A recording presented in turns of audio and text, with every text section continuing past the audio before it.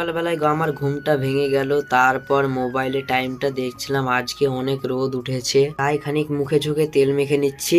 মা চা খেতে দিয়ে দিল, তারপর বাইরে যাব, তাই তাই ঘরটা লাগিয়ে দিলাম। এখন বাইরে যাচ্ছি, তিনতলা চলে এলাম, এই ছাগলটার সাথে বসে আছি।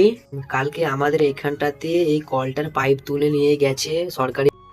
বন্ধুকে বললাম আজকে তেঁতুল খাবো, বন্ধু তেঁতুল খাবি? বলছে হ্যাঁ। তারপরে এই গাছটাতে আমরা তেঁতুল খাবো আজ।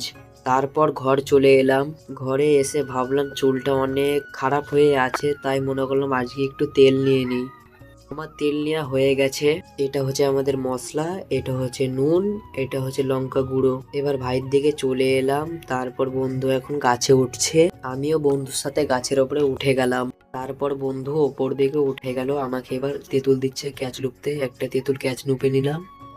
বন্ধু আমার তেঁতুল পাড়ছে, আমি এখন বসে বসে মজা নিচ্ছি ওর। তারপর সবাই মিলে তেঁতুল খেতে লাগলাম। আমার তেঁতুল খাওয়া হয়ে গেছে, তাই আমি বসে আছি, ওরা এখন তেঁতুল খাচ্ছে। তারপর আমি গাছ থেকে নেমে পড়লাম, আমার বন্ধুও নামছে। আমাদের তেঁতুল খাওয়া তো হয়ে গেছে, এই ছেলেটা কি করছে? চ্যানেলটাতে নতুন